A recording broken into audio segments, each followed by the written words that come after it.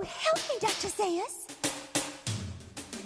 The mobile games ad scandal going on at the moment is damaging YouTube's reputation. First, a disclaimer. The information in this video has been cultivated from other YouTube channels, but the message needs to be spread.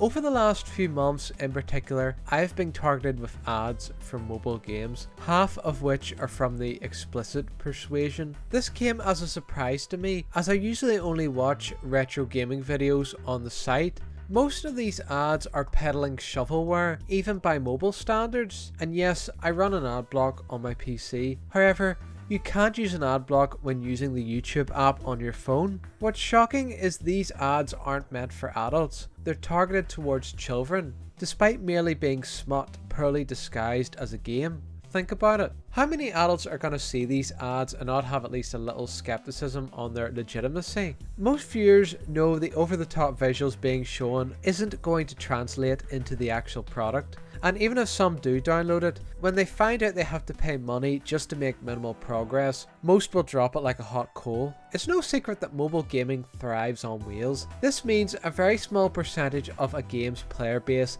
spend a small fortune on a game's microtransactions. But to my estimation, most of these people are either vulnerable adults or children who have stolen their parents' credit card. YouTube standards. After some digging on YouTube, I've discovered this level of advertising has been approved on YouTube for at least a year. It seems to have started around the time the global pandemic fell upon us. Coincidence? I think not!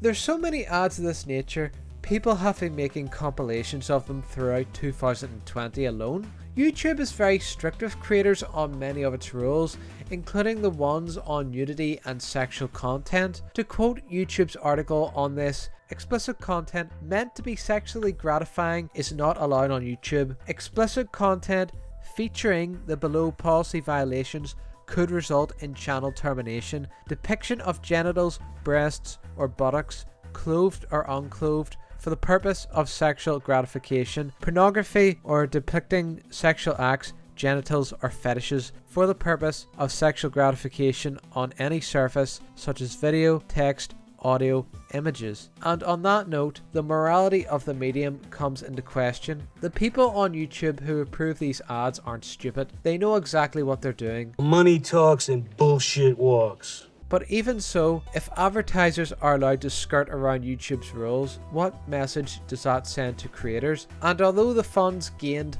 from these shady practices peddling this filth will finance YouTube in the short term, the reputation they will earn from it will have long-term damaging consequences. This also translates to earning less revenue as more advertisers will pull out over YouTube's lack of standards. I'm sure most of them don't want to be associated on the same grounds as the app that promotes players looking at this woman's ass. 2010 mobile ads. What's sad is how dignified these ads make the mobile ads in 2010 look by comparison. Back when companies still followed basic guidelines, although simple, they advertise exactly what you will be doing in each game. A few snappy taglines highlight the important features. Like in Angry Birds, you have 5 unique abilities and you fight against the pigs. That's all you need to know. This is followed by gameplay showing exactly what you need to do.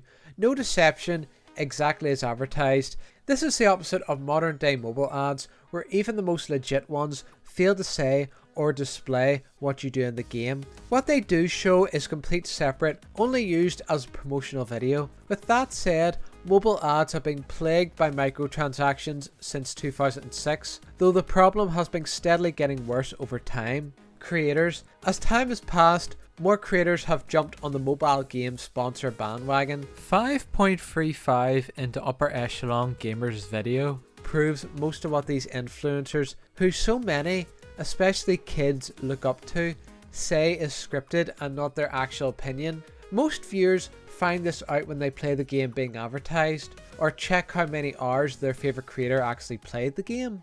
I'm all for creators trying to make a living. It's extremely difficult to make substantial money online. I haven't cracked it yet. If creators can't get enough fan donations on Patreon, sponsorships are the only option for many to earn enough money to live on, which allows them to focus on making videos to entertain their viewers. But if you have to promote products, at least pick ones you actually believe in. It doesn't even have to be gaming related to target your audience. Creators like Angry Joe are sponsored by the Ridge Wallet, and G Fuel. Some Call Me Johnny is sponsored by Raycon earbuds. Both are sponsored by Dollar Shave Club. These products may be overpriced, but they perform as intended, and it seems the creators that promote them would actually use their products as they are for everyday use. This is how you should choose sponsors. If a channel promotes a game where progress relies on microtransactions, some viewers lose interest in the channel, including myself. After all, fans place a lot of trust in what their favourite creators are saying. If they think their trust is misplaced, they'll stop watching the creators' videos. And while microtransactions may be an accepted nuisance for some, not me though, there's no excuse for YouTube promoting overly toxic games like keeping female slaves and raising a harem. By that point, you've shown your audience that you have no standards and will do anything for a quick buck. And once the creators lose credibility, their career slowly dies a death. Mobile game tactics.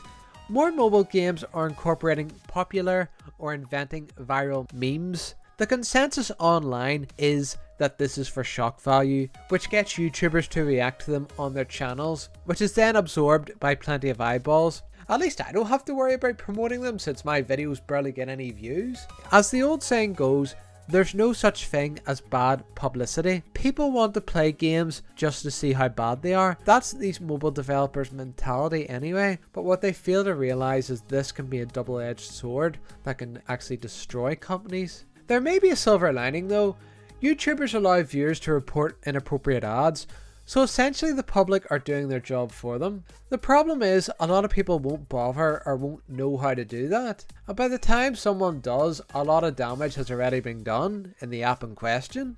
Despite this, it's better than doing nothing. And hopefully this will just be a blip that YouTube will soon iron out. With society working its way out of the pandemic, more jobs will be reinstated. This means more employees to catch these dirtbags in the act and shut them down.